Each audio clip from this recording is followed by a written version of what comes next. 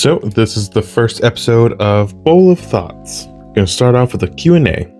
What is your most favorite painting amongst all your paintings that you have uploaded on YouTube, and why? You can only choose 3. I kind of flipped through them really quick, but technically they're uploaded on YouTube. I'll share some of my favorite drawings I did for the books. So for book 2, it's this Gear 5 Luffy. I made it when Gear 5 had its first appearance on screen, and I don't know, there's like this charm to it that I really like. For my second choice, it's going to be one of the drawings I did for book 1. It's this autumn leaf yawn that I did. And it's just something about those orangey yellows next to that really blue eye color that I made. It just looks really elegant and really pretty in my opinion.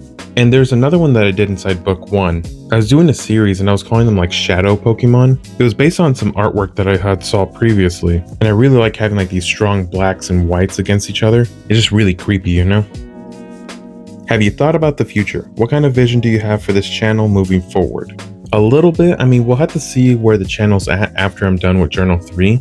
That'll kind of dictate which way I take the channel. When you're done making Journal 3, what's your next series going to be? I really want to make the Thievius Raccoonus. I have all sorts of ideas of how I want to go about it, but I'm going to keep those ideas to myself just in case someone beats me to it.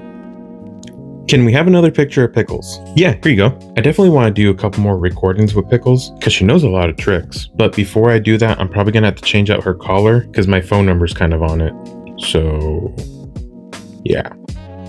Are there any projects you did in the past that you didn't show on this channel? I have. I've done quite a few things on Instagram. I was doing almost like this liquidy type character drawings. I thought it was super cool. It didn't really do all that well though, which makes sense. Like I wasn't posting very consistently and I wasn't really trying to be entertaining. I was more just kind of posting stuff. And if you ever notice, I have that page on private. And the reason for that is because I wasn't really sure how the copyright stuff worked. And this is before they offered a selection of music. I would kind of just add music to my stuff. So eventually systems kind of changed and a lot of my videos got taken down. So if you were to look at that page, there would be a lot of drawings that look like they're incomplete or never finished posted. And so eventually I'll kind of move stuff from Instagram to YouTube, or at least the things that I think is worth bringing over. So I don't really ever plan on making that public for that reason. Even today, I still kind of get random copyright strikes out of nowhere, even though I haven't posted in like years. So that gets a little bit annoying, but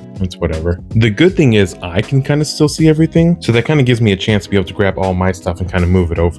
This one here was supposed to be like a matching set for Pac-Man. It's a little hard to get those really bright, vibrant colors. I had to do around 5 to 6 layers in each color. And you might have actually seen them in the background of my current videos. 2 of them are in this room. And then this one's in here just because I like it. It's not part of a series.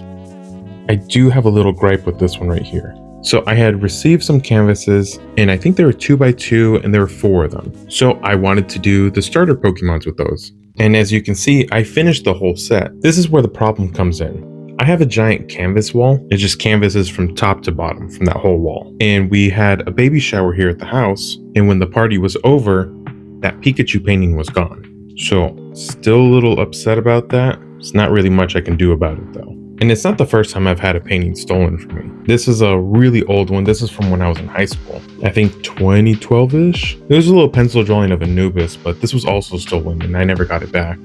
I'm also upset about that one still. Do you have kids and are you planning to have kids? I do actually. So me and my wife, I'm actually going to start referring to her by T. That's what she writes down in all the video games that we play. I figured if I don't reveal my real name yet, probably shouldn't reveal hers. But yes, we have 2 kids. Both of them are under 3 years old.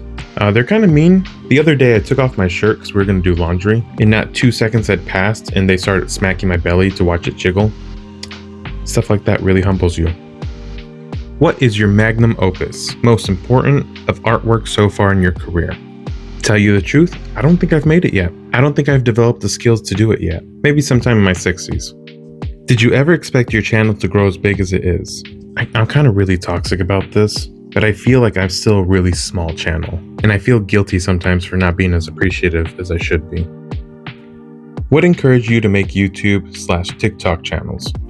So I had kind of lost a really close friend. We just had different outlooks in life, and so we kind of parted ways. And I was just really depresso espresso. And another one of my friends that I'm really close with randomly kind of got back in contact with me. Him and his wife had just called me out of the blue and said, "Hey, you should make a TikTok." There was no hey, it's been a while or anything. It was just straight to business. Hey, Berto, you should make a TikTok.